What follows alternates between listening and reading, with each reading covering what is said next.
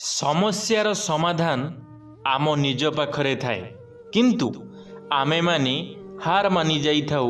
ଆମ ସମସ୍ୟାର ଆମେମାନେ ନିଜେ ସମାଧାନ କରିପାରିନଥାଉ, ଯାହାଦ୍ୱାରା କି ଆମେ ସବୁଥିରେ ପଛରେ ରହିଯାଇଥାଉ। ସମସ୍ତେ ଆମକୁ କହିଥାନ୍ତି, ତୁମେ ହେଉଛ କୌଣସି କାମକୁ ନୁହେଁ, ତୁମେ ହେଉଛ ସବୁଠାରୁ କମଜୋର ଲୋକ ବୋଲି।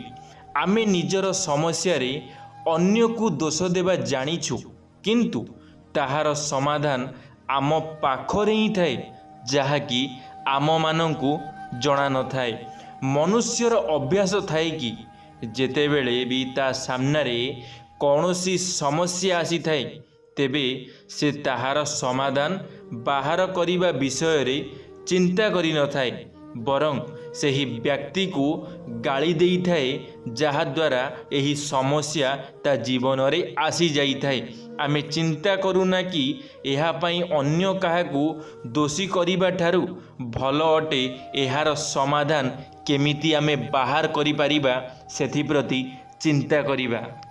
ଜୀବନରେ ସବୁବେଳେ ସମସ୍ୟା ଆସିଥାଏ, କିନ୍ତୁ କେତେଥର ଏହିସବୁ ସମସ୍ୟାରୁ ବାହାରିବାର ଅବସର ନିଜକୁ ସଫଳତା ମଧ୍ୟ ଆଣିଦେଇଥାଏ।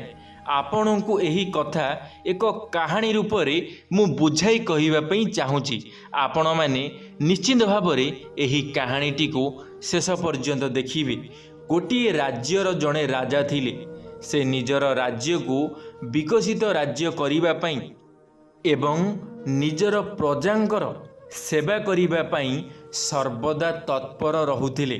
ସେଥିପାଇଁ ରାଜା ଥରେ ନିଜର ଜନତାଙ୍କ ବିଷୟରେ ଏବଂ ତାଙ୍କର ଚିନ୍ତାଧାରା ବିଷୟରେ ଜାଣିବା ପାଇଁ ରାସ୍ତାରେ ଏକ ବଡ଼ ପଥର ରଖି ନିଜେ ଏକ ଗଛର ପଛପଟେ ଯାଇ ଲୁଚି ପଡ଼ିଲେ। ଯାହା ଦେଖିଲେ କି ସବୁ ଲୋକମାନେ ପଥରର ପାଖାପାଖି ଦେଇ ଚାଲି ଯାଉଛନ୍ତି, ରାଜାଙ୍କୁ ଗାଳି ମଧ୍ୟ ଦେଉଛନ୍ତି ଏବଂ କହୁଛନ୍ତି କି ରାଜାଙ୍କୁ ପ୍ରଜାମାନଙ୍କର କୌଣସି ବି ଚିନ୍ତା ହିଁ ନାହିଁ। ରାଜା ଦେଖିଲେ କି ସମସ୍ତେ ତାଙ୍କର ବ୍ୟବସ୍ଥା ଏବଂ ସେବା ଉପରେ ପ୍ରଶ୍ନ କରୁଛନ୍ତି ଏବଂ ପଥର ନିକଟ ଦେଇ ଚାଲି ଯାଉଛନ୍ତି, ହେଲେ କେହି ବି ସେ ପଥରଟିକୁ ଉଠେଇବା ପାଇଁ ଚେଷ୍ଟା କରୁନାହାନ୍ତି। କେହି ବି ସେ ପଥର ଦିହରେ ହାତ ବି ଲଗାଉନାହାନ୍ତି। ହେଲେ କ'ଣ ପାଇଁ ଏମିତି କରୁଛନ୍ତି? କ'ଣ ପାଇଁ ମୋ ନିଜର ଏତେ ପ୍ରଜାମାନେ ମୋ ସହିତ ଏମିତି କରୁଛନ୍ତି, ଆଉ ମୋ ପିଠି ପଛପଟେ ମୋ ବିଷୟରେ ଖରାପ କଥା ମଧ୍ୟ କହୁଛନ୍ତି, ମୋ ବିଷୟରେ ଖରାପ ଚିନ୍ତା ମଧ୍ୟ କରୁଛନ୍ତି? ଏହାପରେ ରାଜାଙ୍କର ନଜର ଏକ କୃଷକ ଉପରେ ପଡ଼ିଲା, ଯିଏକି ସେହି ପଥରକୁ ହଟାଇବା ପାଇଁ ଚେଷ୍ଟା କରୁଛି। ପଥର ବହୁତ ଭାରୀ ଥିଲା, କିନ୍ତୁ ଅଧିକ ଓଜନ ବିଷୟରେ ଚିନ୍ତା ନ କରି ସେହି କୃଷକ ଜଣକ ପଥରକୁ ହଟାଇବାରେ ଲାଗି ପଡ଼ିଲା। ଏହାପରେ ତାହାକୁ ଏହିଭଳି ପ୍ରୟାସ କରୁଥିବାର ଦେଖି ଆଖପାଖ ଲୋକମାନେ ବି ତାକୁ ସାହାଯ୍ୟ କରିଲେ ଏବଂ ପଥରଟି ରାସ୍ତାରୁ ହଟିଗଲା। କୃଷକ ଯେମିତି ହିଁ ନିଜର କାମ କରି ଯିବାକୁ ଲାଗିଲା, ସେହି ସମୟରେ ରାଜା ବାହାରି ଆସି କୃଷକକୁ ଆଲିଙ୍ଗନ କଲେ। ସେ କହିଲେ କି, ହେ ଅନ୍ନଦାତା, ରାସ୍ତାରେ ଏତେ ଲୋକ ଯାଉଥିଲେ, କିନ୍ତୁ କେହି ବି ଏହି ସମସ୍ୟାର ସମାଧାନ କରିଲେ ନାହିଁ ଏବଂ ଆପଣ ଏହାକୁ ହଟାଇବାରେ ଚେଷ୍ଟା କରିଛନ୍ତି। ମୁଁ ଆପଣଙ୍କ ପାଇଁ କିଛି ସୁନାର ଉପହାର ରଖିଛି, ନିଅନ୍ତୁ ସୁନାର ମୁଣି, ଏବଂ କାମନା କରୁଛି କି ଯଦି ମୋ ରାଜ୍ୟର ଅଧା ଲୋକମାନେ ବି ଯଦି ଆପଣଙ୍କ ଭଳି ହୋଇଯାଆନ୍ତି, ତେବେ ଏଠି ରାମରାଜ୍ୟ ସ୍ଥାପିତ ହୋଇଯିବ। କୃଷକ ରାଜାଙ୍କୁ ନମସ୍କାର କରି ନିଜ ରାସ୍ତାରେ ଚାଲିଗଲେ। ସାଙ୍ଗମାନେ, ଆପଣମାନେ ଏଥିରୁ କ'ଣ ଶିଖିଲେ? ଯଦି ସେହି କୃଷକ ଜଣକ ସେ ପଥର ଦିହରେ ହାତ ନ ଲଗେଇଥାନ୍ତେ, ତାହେଲେ ଲୋକମାନେ ସେମିତି ସେ ରାସ୍ତା ଦେଇ ଯାଇଥାନ୍ତେ, ରାଜାଙ୍କୁ ଗାଳି ଦେଇଥାନ୍ତେ, କିନ୍ତୁ କେହି ବି ସେଥିରେ ହାତ ଲଗେଇ ନଥାନ୍ତେ। ତ ଆପଣମାନେ ଏଥିରୁ ବୁଝିଲେ ଏଇଆ ଯେ ଯଦି ଆପଣମାନଙ୍କର ଜୀବନରେ କିଛି ସମସ୍ୟା ଆସୁଛି, ତାହେଲେ ସେ ସମସ୍ୟାକୁ ପ୍ରଥମେ ତୁମକୁ ହିଁ ସମସ୍ୟାର ସମାଧାନ କରିବା ପାଇଁ ଚେଷ୍ଟା କରିବାକୁ ପଡ଼ିବ। ଯଦି ତୁମେ ସେ ସମସ୍ୟାରେ ସମାଧାନ ନ କରିପାରିଲ, ତୁମେ ଏକୁଟିଆ ସେ ସମସ୍ୟାର ସମାଧାନକୁ ସଫଳ କରିପାରିଲ ନାହିଁ, ତାହେଲେ ଲୋକମାନେ ତୁମ ଦେଖାଦେଖି तुमको निश्चिंत भाव में साहाय्य करिवे।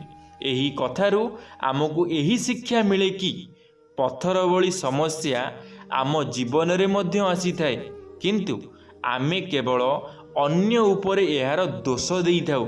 जदि आमे कृषक भली बिना काहाकू दोष देई निजे से ही समस्यार समाधान करिबा, तेबे समस्याटी शेष होई जिवो।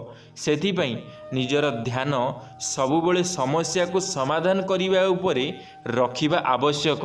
किंतु आजिकाली समय रे लोकमानंकर नजर केमिति आमे अलगा लोकों को भूल साब्यस्त करिबा, जड़े नीच लोक को जड़े गरीब लोक को आमे केमिति छोट देखेइबा, छोट करिबा समस्ती आगरे आ ता मुंडरे सबु निंदा आमे भरीदबा, जहा द्वारा कि सी समाज रे मुंड टेकी बाट चली पारिबो नाही, जहा कि आजिका समय रे गोटे गरीब लोक सहित घटी जाउछि। गोटे गरीब लोकर मुह सबुबले बंद गोटे धनी लोक सामने रे, कारण ता पाखरे चलिबा पई टंका नहीं, ता पाखरे पिंधिबा पई भल कपड़ा नहीं, ता पाखरे खाइबा पई भल खाद्य नहीं। सेथिपई ताकू धनी लोक माने छि छाकर कही चली जाउछंती, ता मुंडरे सबु अठा बोली चली जाउछंती। किंतु आमे जे पर्यंत आम निज गोड़े न छिड़ा हेइचे, आमे जे पर्यंत निजकू दंभ न करिचे, से पर्यंत आमे समस्तिंक आगरे छोट होई रहिबा। आमे जेते टंका भी कमाऊ, आमे जेते छोट भी थाऊ, आमे जेते गरीब भी थाऊ, किंतु आमको आम स्वाभिमान सहित बंचिबार अछि। जदि आमे आम निज स्वाभिमान रे बंचिबा, ताहले ए दुनिया रे एमिति केही लोक जन्म होई नांती जी आमको नीच देखई देव, कारण आम मन भितरु आमको दंभ रहिबार अछि। लोकमानक कथारे आमको नर्भस हेबार नाही, कमजोरी हेबार नाही। आमे जेबे कमजोरी होई जाइथाउ, सामना वाला आम कमजोरीर फायदा उठाई थाए, आम दुर्बलतार फायदा उठाई थाए। तो सेथिपई आमे सदा सर्वदा दंभ रहिबा पई चेष्टा करिबा। आमको जी भी जहा कहूची कहू, किंतु आमको सुनिबार नाही, कारण आम काम हेउची आम पई सबुठारु बड़। आमको आम काम आगे पूरा करिबार अछि, तापरे लोक माने ऑटोमेटिक बुझीजिबे, आपे आपे बुझीजिबे से काहाकू खराब कहूतिले, काहाकू नीच देखाउतिले, काहाकू इंगित करी कथा कहूतिले। तो सेथिपई आमे शपथ नेबा, आम निज इज्जत आमे निजे रक्षा करिबा, आम निज समस्यार आमे निजे समाधान मध्य करिबा।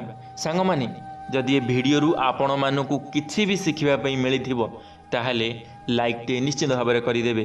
कमेंट बॉक्स रे आपण मानकर मतामत रखिबे। यदि आपण माने आम टॉकिंग वर्ल्ड यूट्यूब चैनल प्रथम थर पई आम चैनल टी को सब्सक्राइब निश्चित भाव में करदेवे। धन्यवाद सांग माने। जय जगन्नाथ, जय मां शारला, जय श्री कृष्ण।